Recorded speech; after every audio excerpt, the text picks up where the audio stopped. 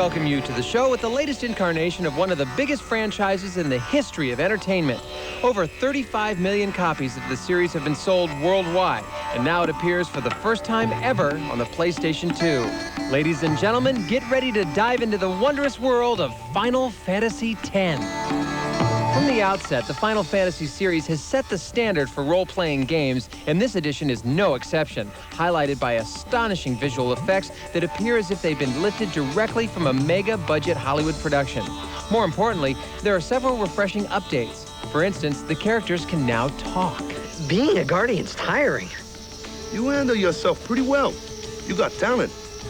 Like the previous titles in the series, Final Fantasy X is a heroic quest where you battle your way past all manner of monsters and demons. After each level is completed, an FMV sequence reveals another part of the story, enabling you to continue your journey.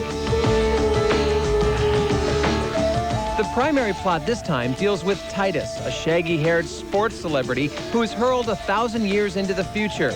There, he joins Yuna, a powerful young summoner who hopes to rid the world of Sin, a mysterious entity that leaves nothing but death and destruction in its wake.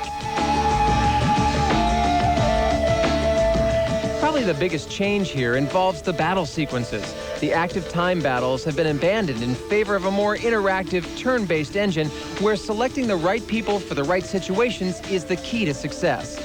Within something called a sphere grid, characters can increase their strengths, learn magic, and acquire special abilities.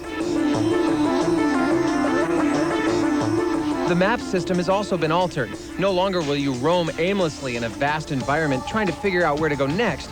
Instead, the game now puts you in a somewhat linear path, which allows you to spend more time immersed directly in the story.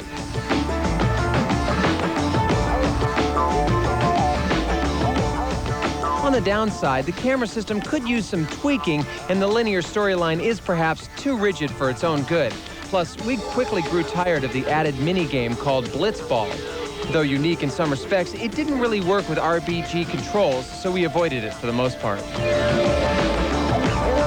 Critics may dismiss Final Fantasy X as just another in a long line of sword and sorcery RPGs, but doing so would be short-sighted.